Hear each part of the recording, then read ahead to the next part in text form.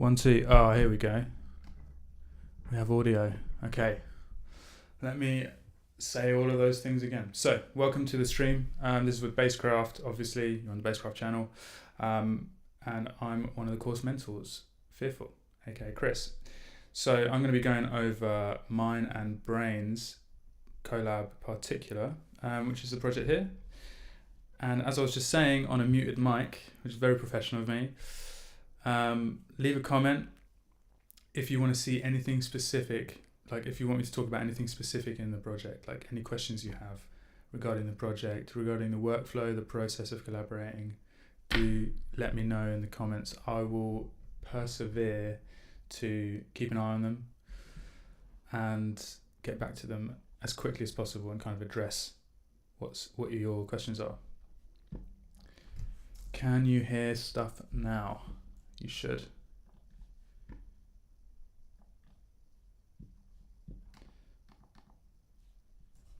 The fact that you can't hear anything is worrying.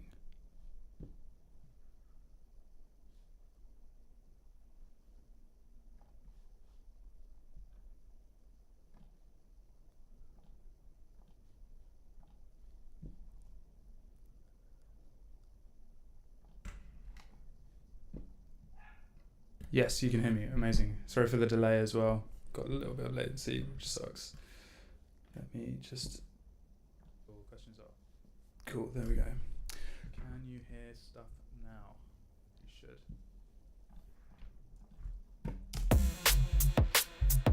Let's do the audio checks. I think my mic's working fine. Let's check that everything's working on... Music's okay. Alright, sick. We're ready to go. No mic. What is this madness?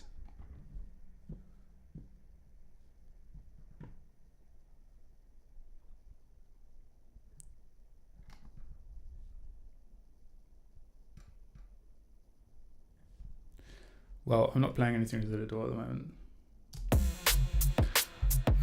Okay. Everything is fine. Thank you, Outdoor, for the tech support. Really appreciate it.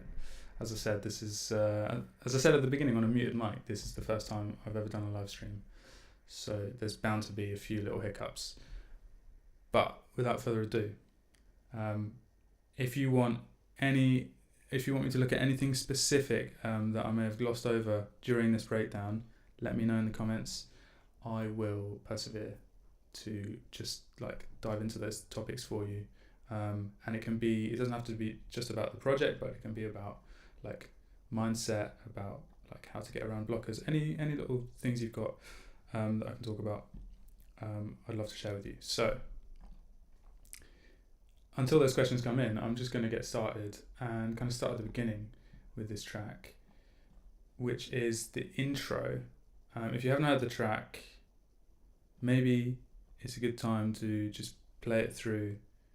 And then I'll start talking about the intro, the arrangement, and why we made some of these decisions.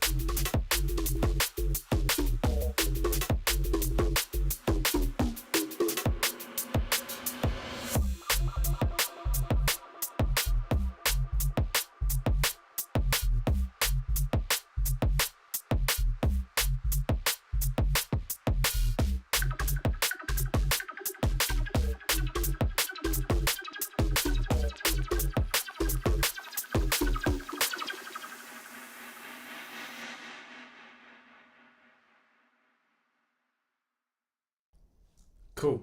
That's the track in its entirety. If you haven't heard it before, now you have. Just going to check the comments quick.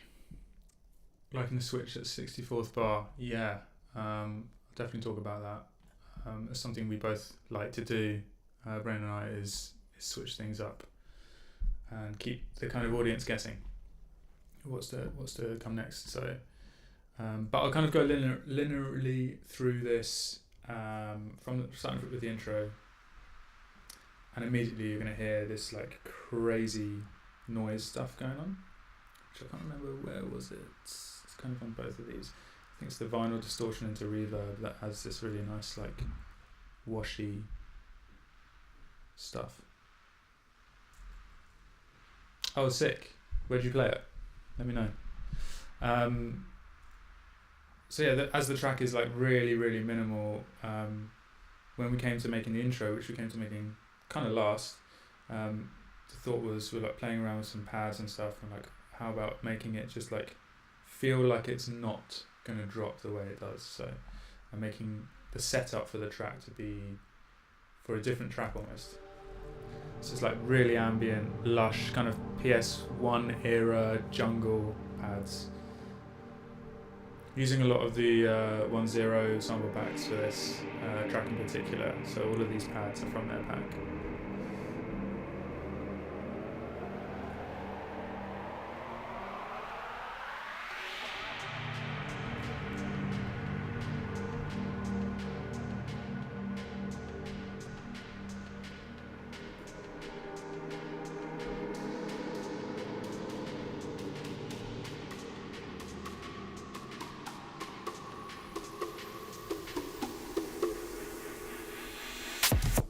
So yeah, trying to keep it as quite minimal, spacious. I like to have my intros very spacious, lots of reverb, like really setting the scene, and then starting to tease things in as the track progresses. So you can see where we had the drums to start with. We had the drums like all the way through, like that, but it just felt wrong.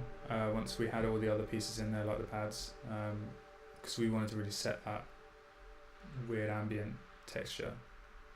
And then we re-recorded out this drum section.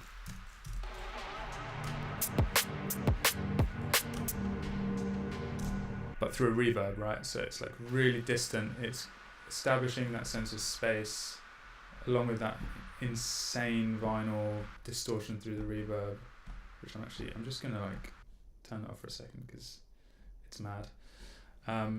So you just have this really distant drum beat, and you can get away with just having that as like the mix tool. It's like setting the pace, allowing you to mix it in the club, which is important. Having it cut right at that 31 bar just to give that space for the riser to do something, to like a moment pause so that drop hits even harder.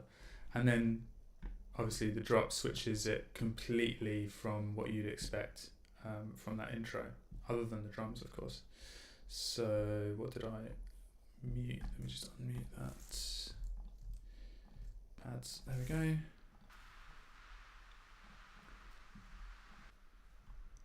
So if I looked at it from a pads perspective, the pads really outline like where the space in the track is in terms of like stereo width, reverbs and things. Most of that exists in the intro and the breakdown, and then everything kind of zeroes into the center more or less in terms of the wider mix for the drops, with some kind of points where it like builds up again. We have like reverbs that build, other layers in the drums.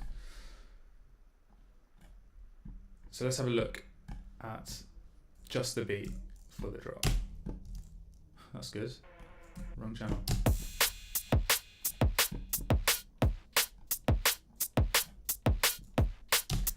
It's like as simple as it gets. Really not trying to do a lot here, because the bass line is like trying to strip it all back down to like the very basics.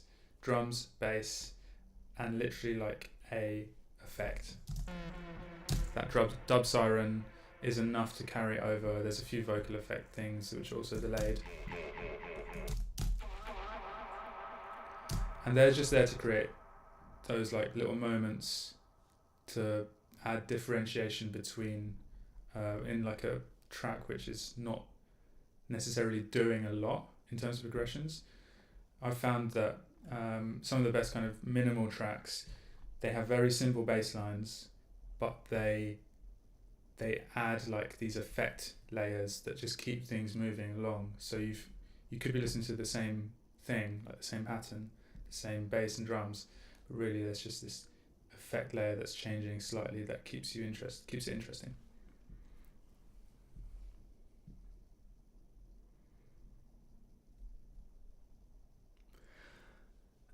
Stock plugins, yeah, like a lot of stock plugins, definitely not exclusively stock plugins. As you can see, like on the drum channel, let me look at this. Like we're using Raw, the one of the new Ableton plugins. It's kind of like a Rift, minimal audio Rift kind of thing. It's like Simmer, basically. I think it's inspired by it. Dual multi-band distortion, overdrive, all that, saturation, all that good stuff, with compression and feedback.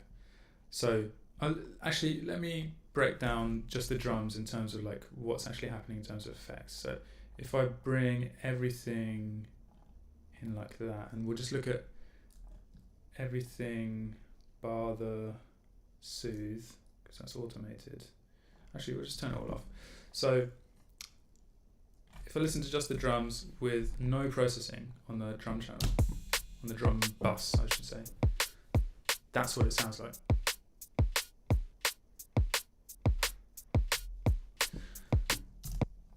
So it's really basic. Like there's space, there's quite a lot of space within these drums. We've got a little bit of variation with some of the like open hat stuff happening. Like if I zoom in here, you can see that these open hats are short,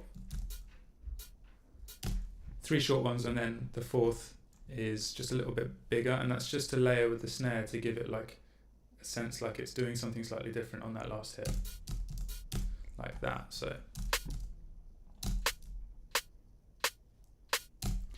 now there's also a hat layer for some reason which ended up being a snare, so that kind of, you know, when you're doing production quick and you're not putting things in the right group, but it just kind of works, and like there's compression, there's some sidechain compression happening here, and that's how the mix came together. So I just decided like I'm not going to move this because it works, it sounds good, but that also adds to it. So we've got all of that combined into this.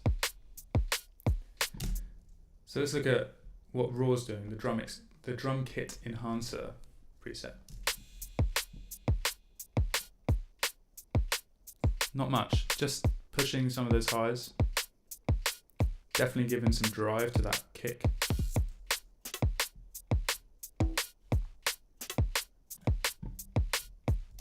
Next up, I think this is probably the most impactful plugin on the whole thing, and that's Neutron 3. I think we use a Neutron 4 in the original project, but I don't have a Neutron 4, so I had to switch it over. And that is a transient shaper, basically, a multi-band transient shaper. So really just boosting the attacks, cutting the sustains, having it on a sharp, the sharp algorithm, for lack of a better word, to really like cut down on those tails. So we're boosting the transients, cutting the tails to make it more tight sounding. So before and after. So there's a big volume jump, but yeah, going for that punch. Another raw, this time drum break duster.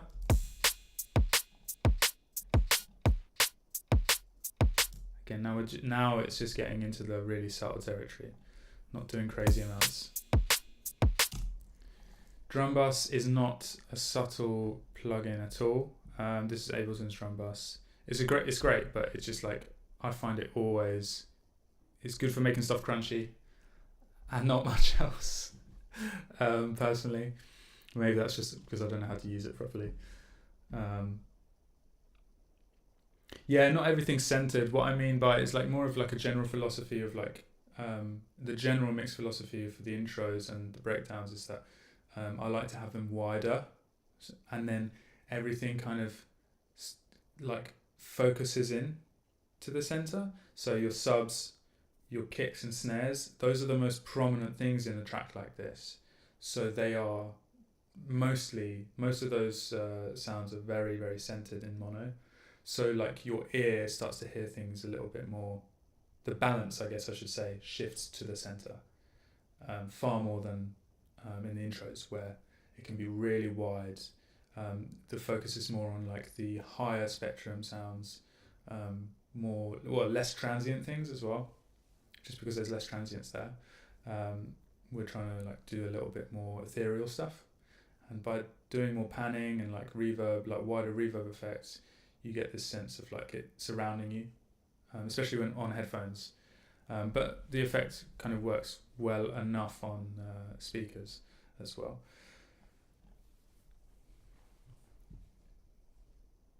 Yeah, panned in the mid highs is exactly right. Like that's where I would pan things, especially like little hats.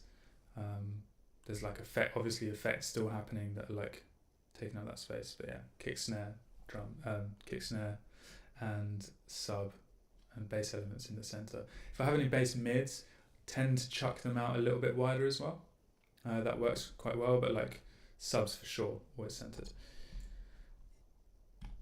So, sorry, I'm just going to get back to the drums quickly. That drum bus.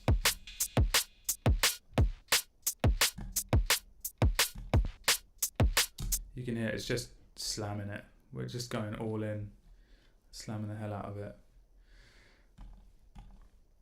Reverb, I think this gives probably the most, adds the most in terms of like space obviously, but I don't know, it makes the drum kit not feel plastic.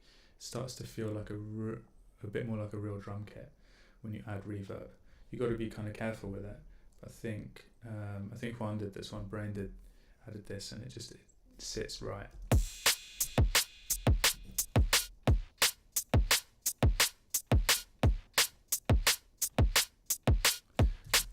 Is that even it? Did we not use that one? We might not have used that one. We might be using this one instead. Okay. I think that's right. Yeah, that's right. We've got send set up. Let's look at those. Really? Only using them at the end? That's the delay. Reverb as well. That's because that's that one. Here we go. So yeah, I'm using this reverb at the end of the phrases to like get those nice like splashy, again going wider for the fills where there is more space, and you're creating contrast between that section and then the next section, which again is like a little bit drier. So if we listen to just that transition there, maybe not the best one to use.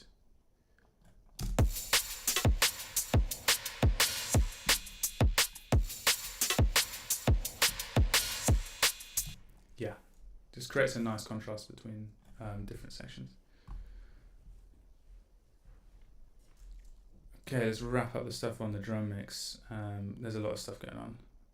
Echo, automation, let's have a look at that. Yeah, that's also happening at the ends, just emphasizing all of the same things. And EQ to boost the highs and some of those mids.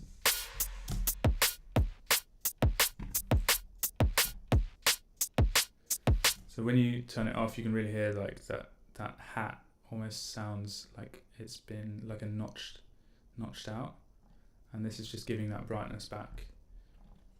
Then we've got soothe, which let's enable automation again for that.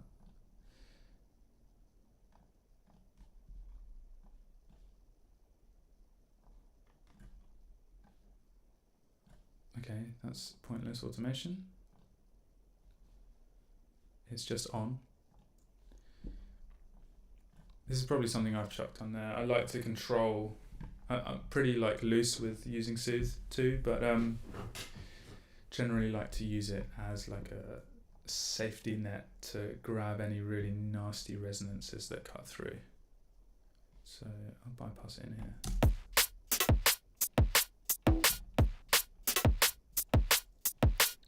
Not doing crazy amounts, just subtle stuff.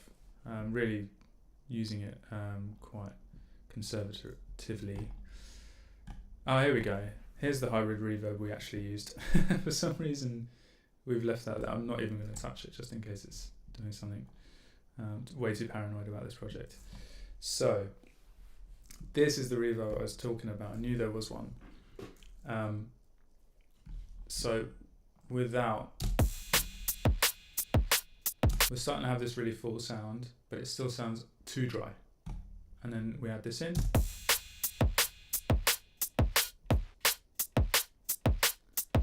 Just sounds like it's a room now. And that makes it, for this style of track, it works well because, I don't know, you want that kind of real small room, like almost like basement, cellar, drummer, like a bit of slapback kind of sound. Can make it sound really intimate, like it's like you're in there with them. It's really in your face. You can do the same trick with vocals, by the way, doing like a pre-delay, short pre-delay on a reverb for a vocal creates the illusion that they're right in front of you. And a lot of kind of pop mixers use this very transparently. They really hide it really well, but it's there.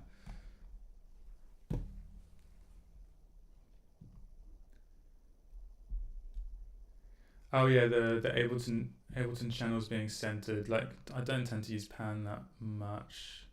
I rely on reverbs. Yeah, so reverbs, echoes, things like that to create space. I do use them sometimes, but it's like right at the end of a mix session. And I think with this, because it's a collab, we're also working a bit faster than usual. For my pace, I'm quite a slow producer. Like I like to take my time with things, and but in a collab setting, you're not really. It's not conducive having that slow attitude because everyone's busy, only got a few hours to for each session. Whereas if you leave me to my own devices, I'll just spend months on a track. You can see there's a little bit of weirdness going on here, like double pan. I don't even know what's going on there. Yeah, what is going on there? That's new. I've not seen that before. Okay, cool.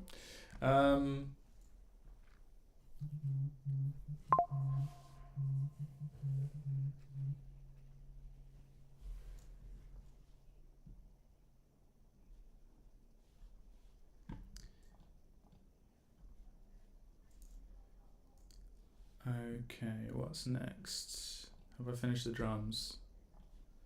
I think that's almost it. Another hybrid reverb? That will be the last one, I think, for the fills, right? Yes. It's a lot of reverb sending happening, like stacking up reverbs. So obviously the reverb that's just always on there, 20%.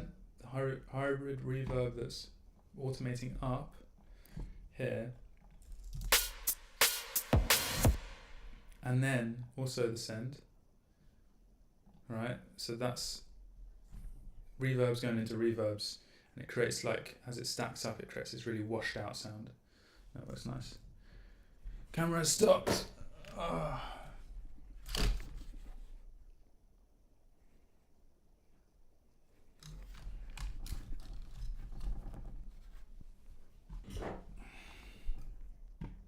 We're back. Definitely the janky setup. Janky live stream setup. Not doing me well right now, but thank you for pointing that out.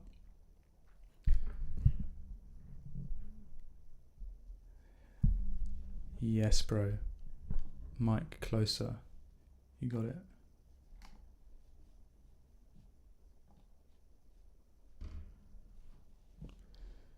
Right, is this close enough? Is this radio worthy?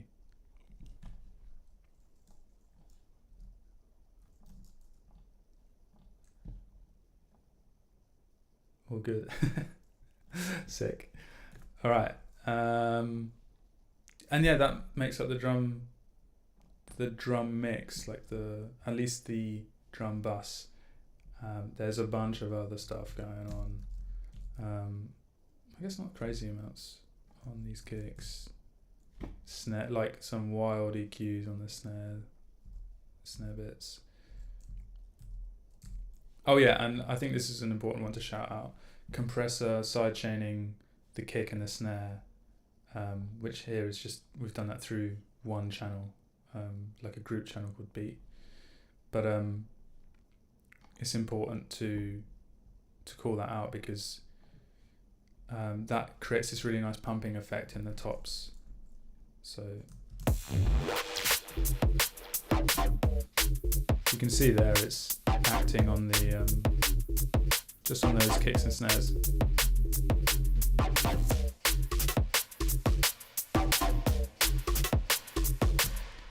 Quite subtle in this application, but something I often go to in all of my tracks, where I have like a good chunky like amount of hats and tops.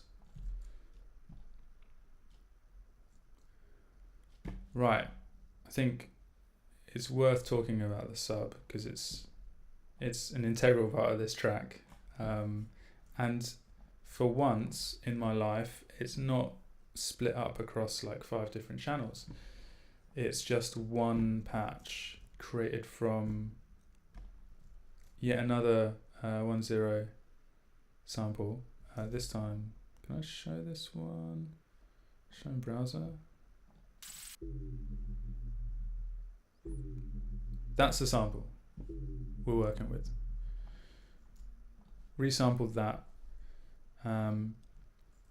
Tracked an envelope follower on it. I'm not sure how we're using that. Oh yeah, okay. A little bit of erosion.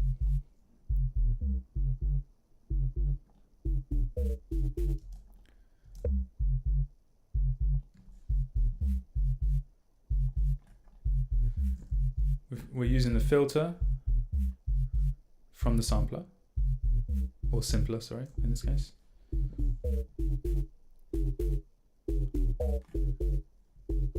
A nice 55% res, just to get that like harmonic that you can hear really shining through.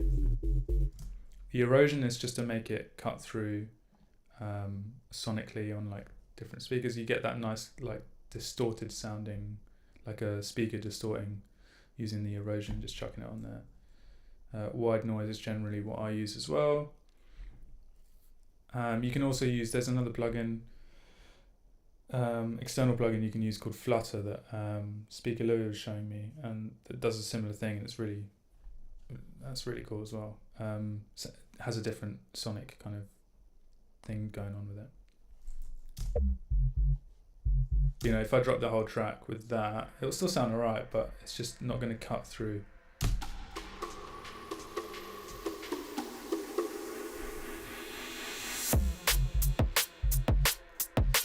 It's very like subdued. And now it's interacting with the tops.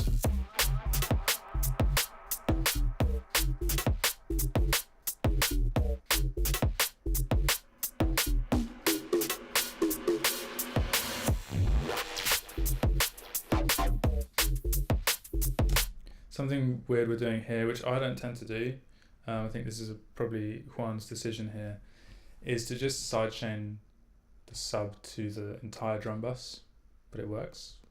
Usually I'd be like really surgical with this and like create one compressor for the kick and one for the snare, but maybe from now on I'm just going to do this because actually you're not never trying to like completely cut it unless you're doing something really kind of you want it to sound very, very clinical. There's definitely a few artists like in the neuro minimal sphere that do that, and it works really well. I think for a track like this, it's still got one foot in like the acoustic realm. Doing less sidechain, like in terms of volume, works out better. And in that case, like just using the drums, the whole drum channel, as it's such a punchy thing on the kick and snare anyway, as we boosted those transients before it comes into here, I think it works well. You can see how much it's doing. See, it is doing a lot actually, but it's not acting on everything in there, like, because the kick and the snare are so prominent in the mix. They're doing all of the heavy lifting on that, which is cool. Again, soothe, just tidying up some weird bits. Glue compressor, one of my favorite compressors, period. Like, I just love this compressor.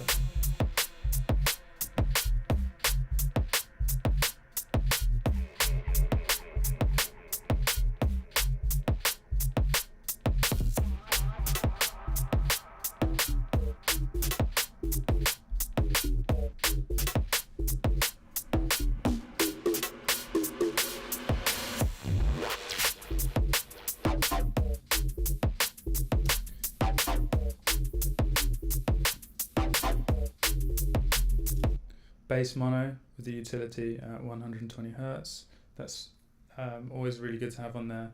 I have actually got, so on a lot of my productions, because we did a lot of this on Juan's computer, but on my, in my utilities, I have this set up, which I prefer to use, and it's purely because, so this is basically doing the same as the utility. It's just monoing the subs, right? But it does it in a slightly different way. Utility, just the basic utility, when it does bass mono, it sums the left and the right together. So if you have any phase issues, they will kind of be summed together, and you can have like fluctuations in your bass because of cancellation, phase cancellation. But what I prefer to do is I use a utility just on the subs, so everything below 200 Hertz, and it just chooses the left or the right speaker, and I can just select the one that's like the most consistent, or has like the features that I want, and that way you're not having to like worry about phase cancellation, and it's still mono. But it's like kind of a minor thing. I rarely have to bring this out because this isn't working, but it's just a good one to know. If you do have a really phasey bass and you're having issues, you can actually split it out like this, and all that is 2 chains, multi-band dynamics on both, utility on one of them, and then these are the settings basically for the multi-dynamics, and that allows me to, I've linked the low on a macro here for both of them. So they're both linked, and yeah, easy. Anyway, a bit off topic. Doing some final bit of dynamic EQ on that bass line, and then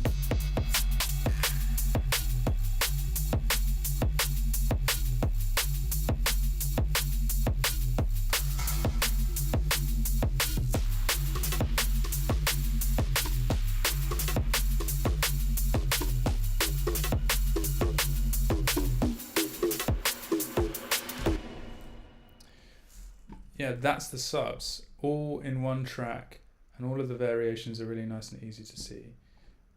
Short stabby, and then at the 64 we go nice and long, held notes to change things up, to make things feel a little bit more rolling, coupled up with the faster kind of hats, the rides. You get this sense of like, okay, now it's driving forward. And then just to switch things up again, we add in a few higher notes, and we go back to kind of like a middle ground between short and stabby and long. So it's these are really stabby notes, but they're connected so closely together that they start to roll a little bit better than the short stabby section. Like,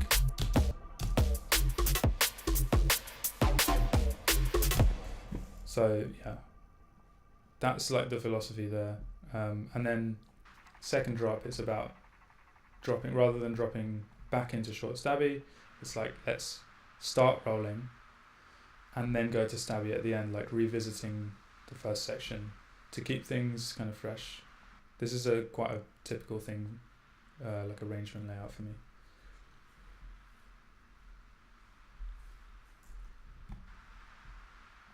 You hear that vinyl distortion reverb going absolutely mental. Love it. It adds so much actually. That's playing throughout the entire track on that pad layer. There's a couple of other bass bits that are cool. Was it just the one? And the other ones? Oh yeah, there's the bass stabs.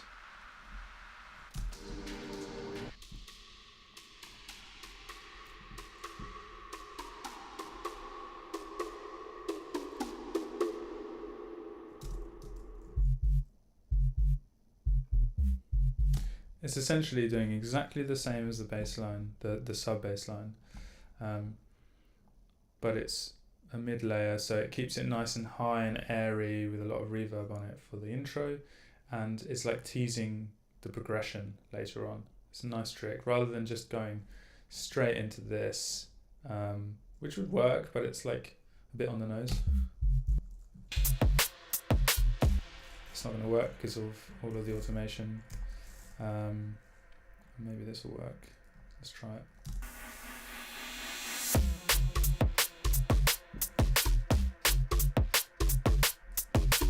Yeah, I mean, it's perfectly fine.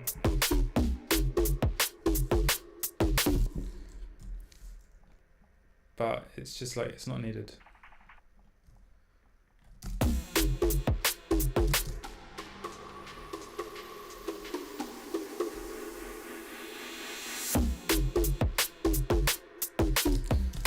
I think it's more interesting that it cuts out and then comes in later. So on bar 49, we've got this really cool mid fill, which is just exactly, it's just copying this this sub bass channel and doing something different with it with automation. As you can see, there is a lot of automation going on here. I have to actually kill this, and then yeah. This is the one, like, we spent time just getting this right, because it's everything stops for that moment, so you want to get it sounding right.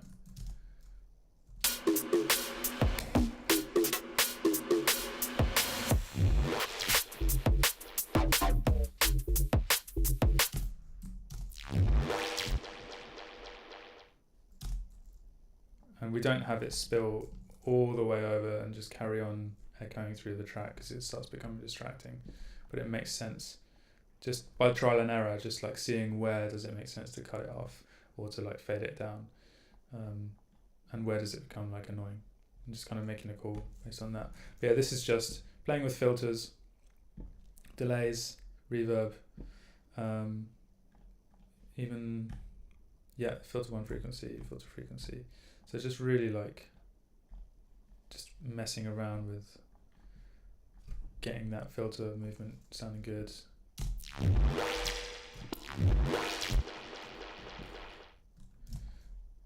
And making sure to follow that really big moment with something new, something that, because obviously the bass line's staying the same, you need to inject something new to keep things going.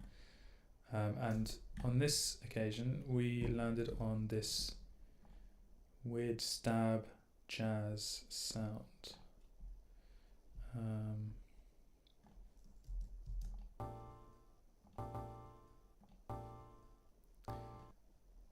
But like, it sounds like this.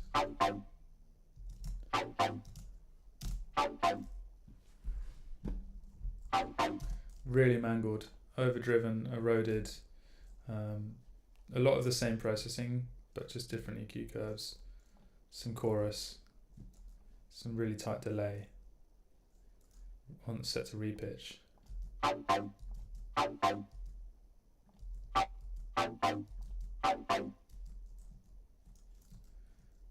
Yeah, just mashing it up really. Oh, and I think that's the filter with the... Does it have the envelope? You can see the envelope is affecting the erosion, which is a nice little trick.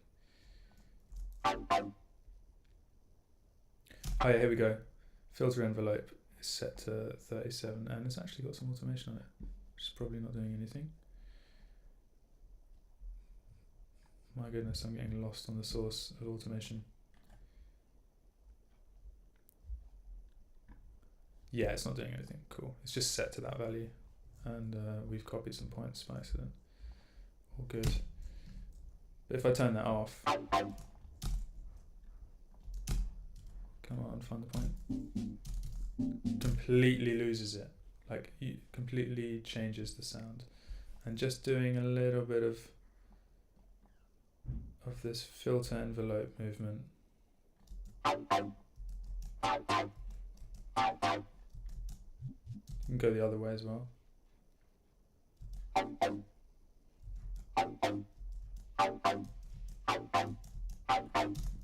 That just gives it some bite, and it really drives into that. The other stuff like the erosion and the overdrive, they have more stuff to act on and more high frequencies to distort.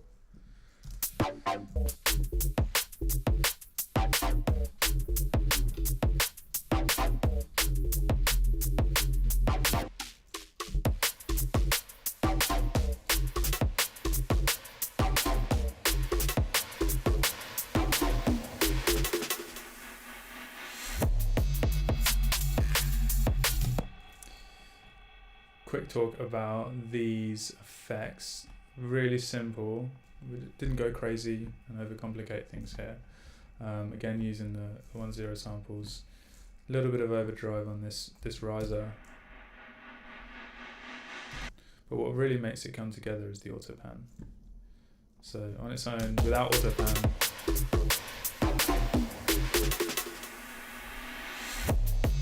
it starts losing the rhythm in that moment. It kind of has all this rhythmic stuff, and then it just, to me, the energy dips like that rather than building up. And just this auto pan, just at these settings, seems to do the trick for me.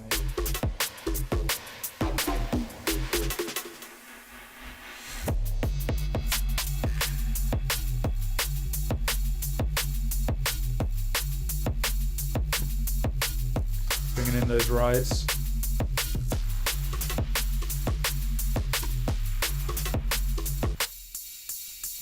Really Larry rides those.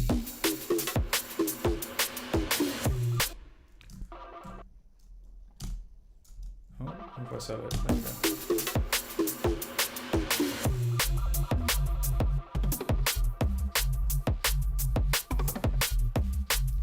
Okay, these are super weird. These little things. So we did this recording, and I kept this track in here so I could show everyone. We did this recording. Can't remember what it was, but I need to enable that. Let's put that like that.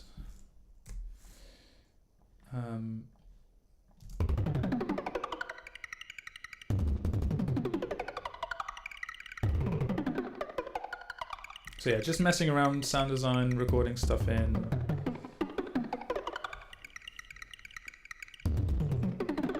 Because we knew we wanted like some ARPy kind of thing going on here, and then just taking out these little chunks.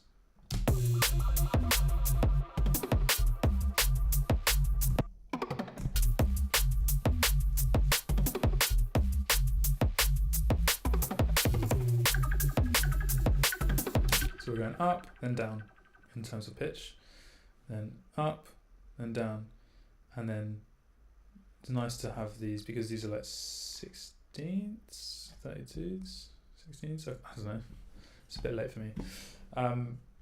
But having them go into the next phrase, they almost work with the drums to create like a roll, which is quite a nice touch. And it just feels natural for them to do that. And then we've got another up, this one from Analog Lab. What are we using though? I never don't know how to find my way around Analog Lab. So embarrassing. Cheesy keys. Don't sound cheesy to me.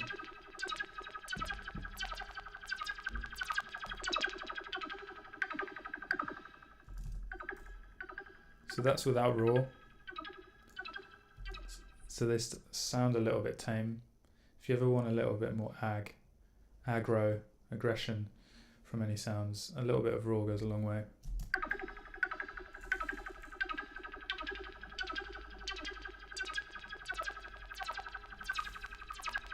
And yeah, reverb and then into another reverb send here.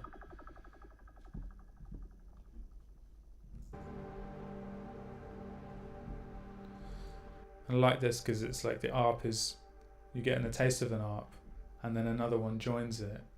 So you're like getting this layering of energy and pace, which is something we do in the drums a lot. You know, just taking out layers, putting in other layers to like push up and down the energy of the track, starting with that, which is like as basic as we can go, then adding in the bit, getting those hats in, then adding in the rides and some more hats. Then we've got some more coming in again, and then it cuts back to the previous thing, but not all the way down. And then after 8 bars, it's like, no, we're ramping up again. And we do this like almost like little Lego blocks all over the place. And you can kind of dictate as the energy moves up and down. You can make space for other things. So maybe you don't have like this section here. It makes space for some of these to come in, dropping out all of these rides. But then once they've been established, then you can actually get away with like dropping in some ARPs and bringing the rides back again quite naturally. So you're going like that with the energy. I think that works quite well.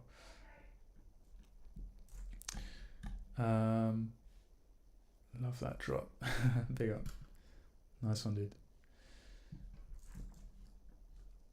So, where was I? I think I've talked about most elements in like a bit of a slapdash way. Let me go bird's eye view on this. Remind myself what I'm dealing with. Right. Oh, love those pads.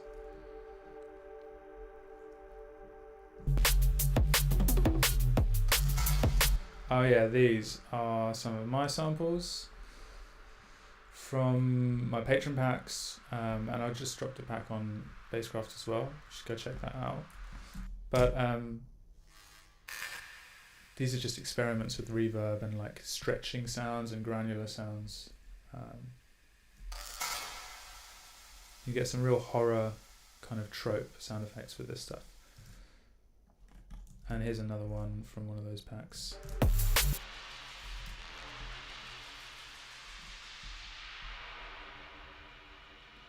More of a bass-centric thing with a chord corpus thing going on. There is absolutely time for questions. I've just been kind of like going at it. So if you have any questions, please hit me up. How to make that vinyl distortion reverb at the intro? Yeah, sure. It's actually playing throughout the entire track, but let me show you. It's super easy and very effective if you need to fill the space.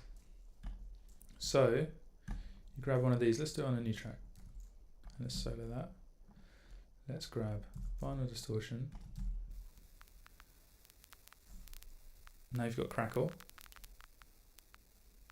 and you can mess with the settings, and maybe we can want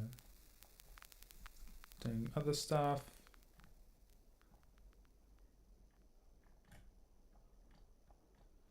I've broken it.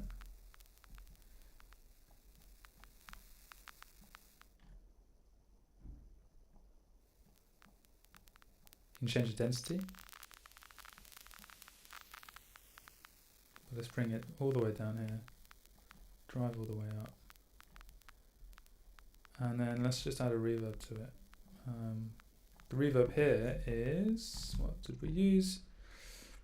Just a basic reverb.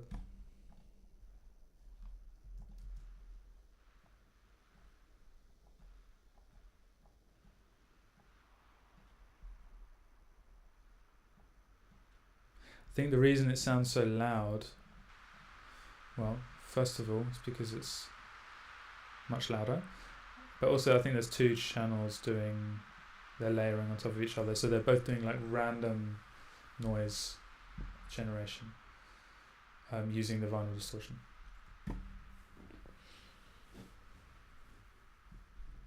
Cool. Any other questions? Anything at all? Let me know.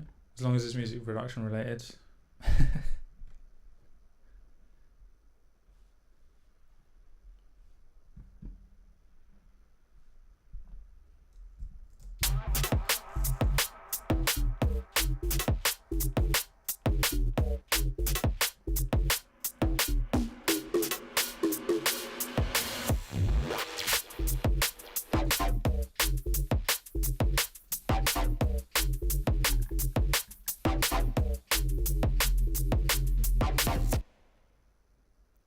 You can still hear it echoing out.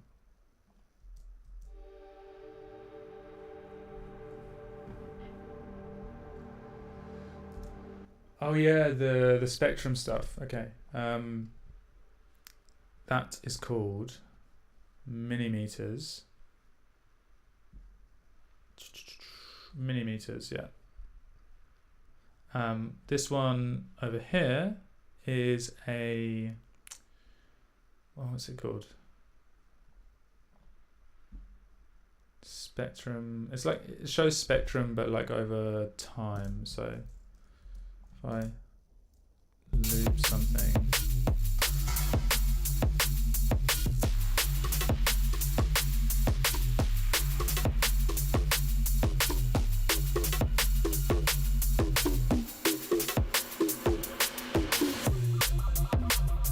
so yeah, this is showing like the intensity, so the brightness of the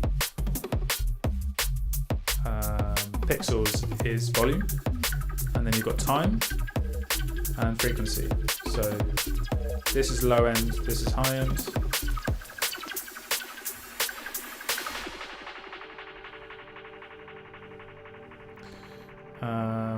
This is just kind of doing similar stuff, so it's just time, left to right, amplitude. The colors are more the frequency kind of content, a bit of an approximation. We've got volume, specifically LUFS, so like the average loudness. This one's phase, there's some crazy phase in this track. This is an oscilloscope. This is your bog standard spectrum analyzer, low end, high end, really handy, probably my most used one. And then this one's like a VU meter, which is like an old kind of monitor, like an analog desk monitoring thing. I just have it there because I like the look of it. I don't really look at it that much. I just like it, like the old analog desk feel. So yeah.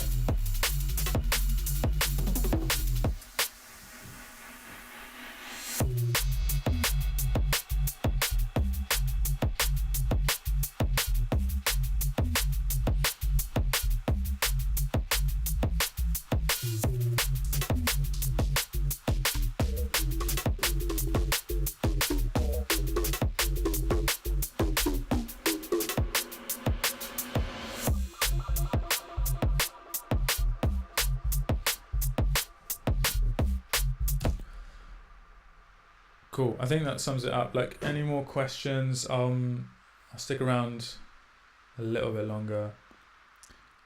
One thing I wanted to say, if I haven't said it already, but effects go a long way in making your track feel finished. So maybe I can illustrate that by just removing the effects section. And obviously there'll be things that like sound like effects, like that crazy vinyl distortion reverb. But if I play this without effects, it starts to feel a little bit like, I don't know, lacking, like one-dimensional almost.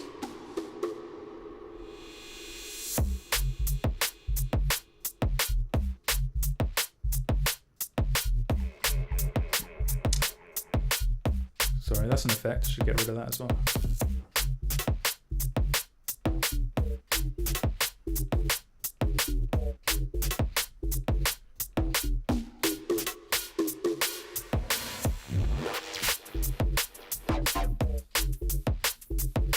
See, the echo on that mid bass really felt like it was doing a lot because there was no other effects.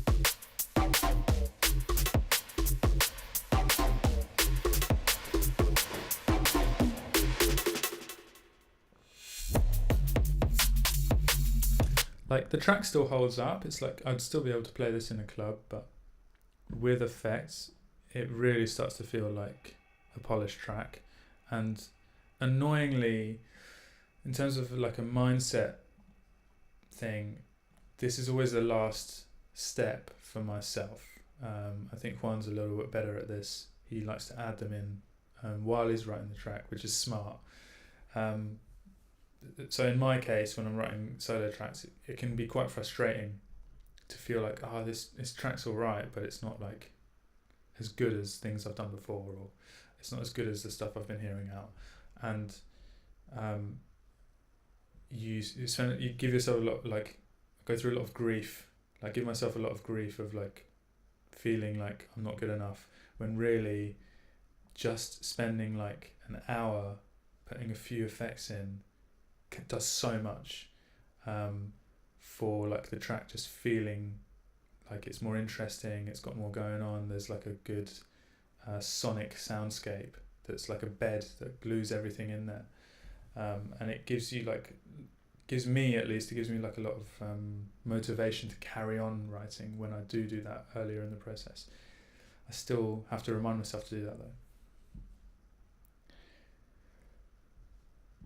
I've bounced a few things, but like most of it in this case is sample packs, bringing things in either from my own sample packs or from the 1.0 ones we were using then. You know, with any session, it's not about writing making every sound from scratch. It's about creating, like putting something together like a track, like a bunch of ideas, and it mainly just from experimenting with, like, maybe I've got a new sample pack and I want to like try it out, and I want to see like how I can use those sounds, or maybe it's a new plugin, right? But I have like a mantra which is like, what is today's experiment, right? And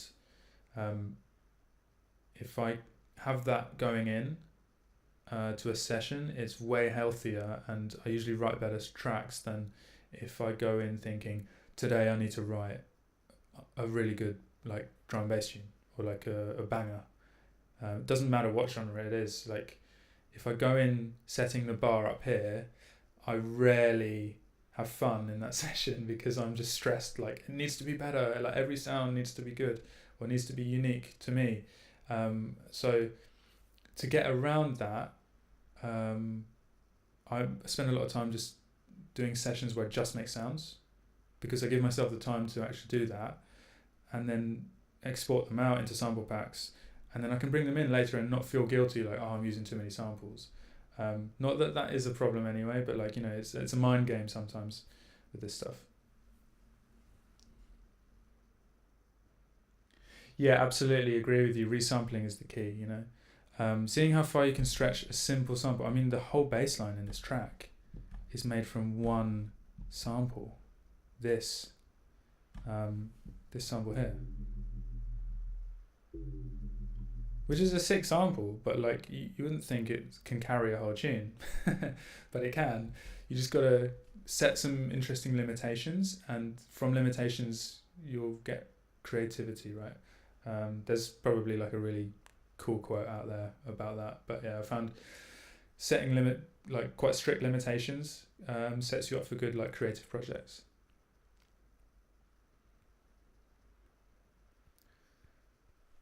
There's a lot of audio on pads. Pads,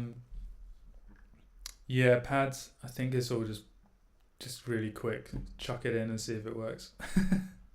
Yeah. Literally pads. Our pads group is just, we had most of the tune written, and we were like, let's just throw in some samples. and have a play around with it and not get too obsessed. Just let's see what works. And we found this pad, and it immediately sparked that those ideas, right? We're like, ooh, okay. What if we did a really like ambient intro, and then just suddenly switch it to like a really gritty, minimal drum and bass tune? That would be cool. That would be different. It's really easy to fall into patterns with working with dance music, right? So something I often fall into is just having a drum beat at the beginning, as I did here. But you can see I've like just got rid of it in the end because it just didn't work. Man, those vinyl distortions going nuts. All right, enough of that.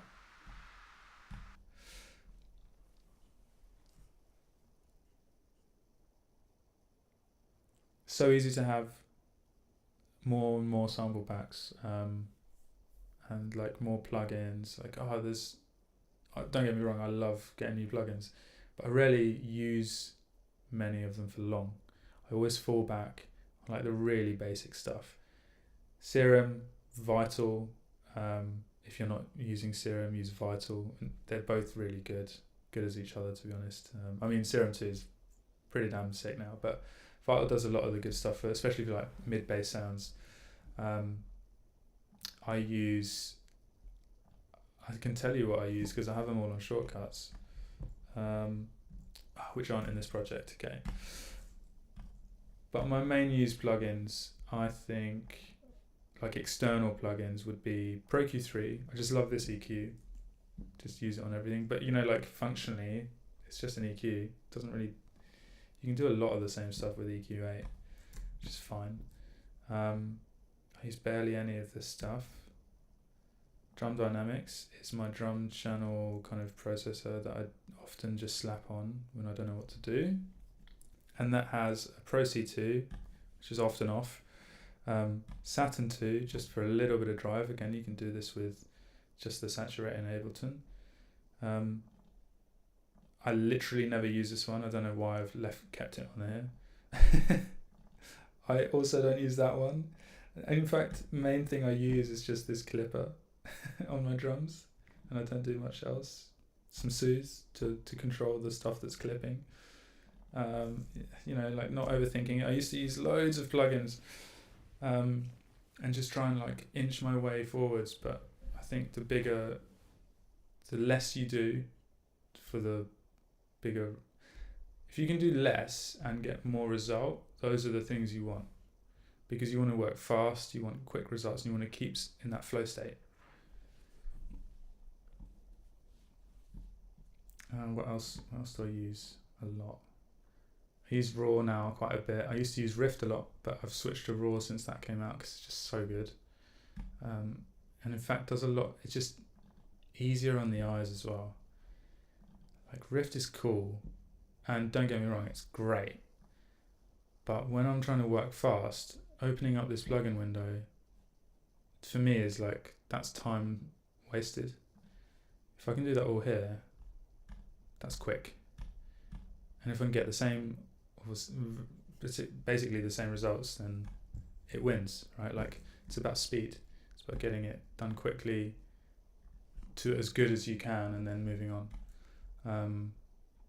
Something I actually do a lot on other like genres is not so much on drum and bass. Maybe I should start doing this. I have a tape emulator, and I just chuck that on the master and just give it a bit of drive, and that makes it sound less digital and just like a little bit more like there's a bit of noise in there.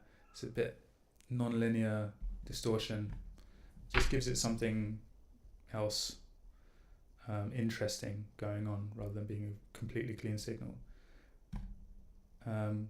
Reverb, I use hybrid reverb a lot. Sometimes I use Pro R, but I've started using hybrid reverb more because it can do more. Valhalla Supermassive I think is a must, and it's free. This is like a must-have plugin because it just does crazy shit. Let's chuck this on something mad. Where have I got this right now? On the main. Yeah, this just sounds wild. And I've got it set up on macros, so I can just hit random and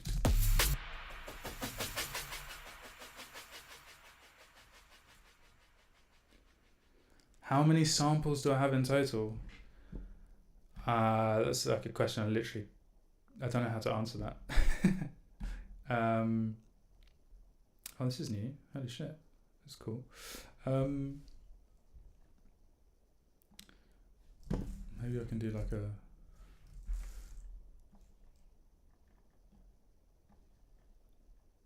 How big is it? Is it even gonna work out? Calculate.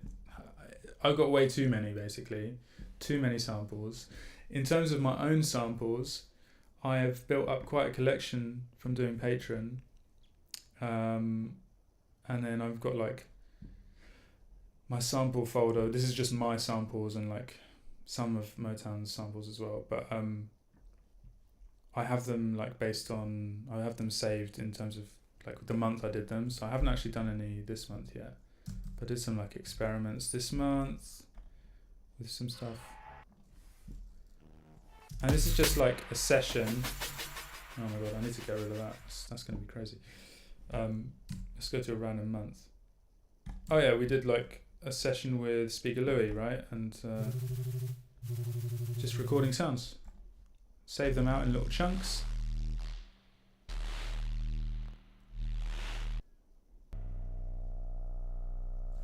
And now I've got just a ton of samples that I can use in my tracks if I can be bothered to go through them, but I barely do.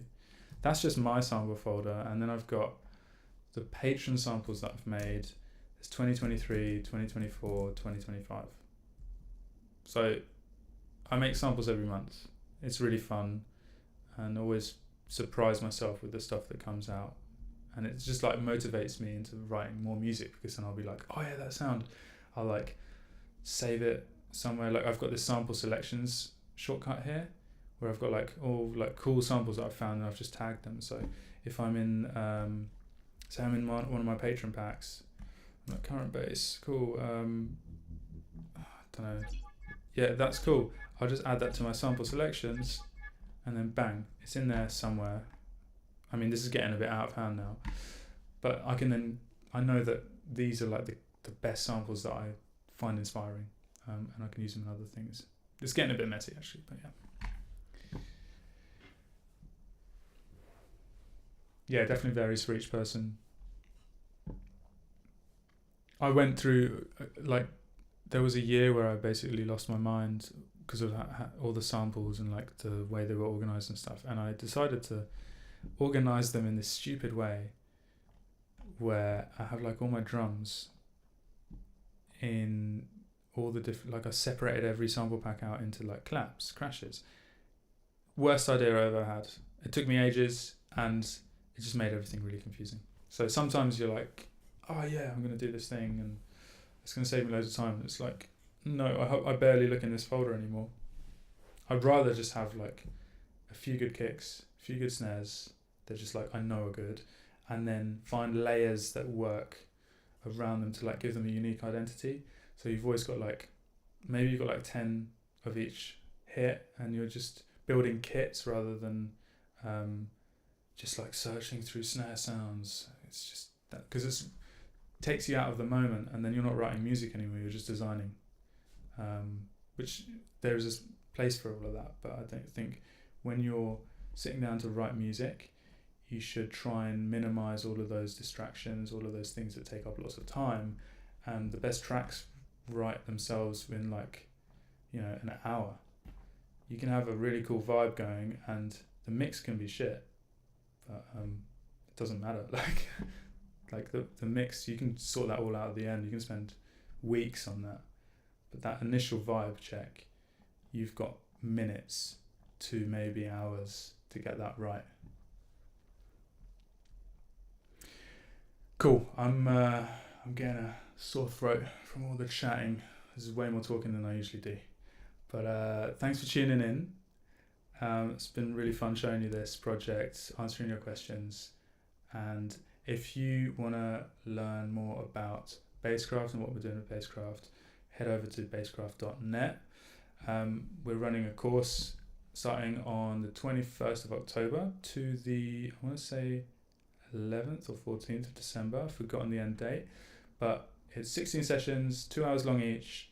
I think we're doing like 2 or 3 a week for that period, and it's taking you all the way from basically like starting out, what kind of music do you want to make, like what kind of drum and bass you want to make, and then like figuring out how to do that from scratch, all the way through to like arranging drums, designing drums, bass, pads, effects, even vocals if we can get around to that.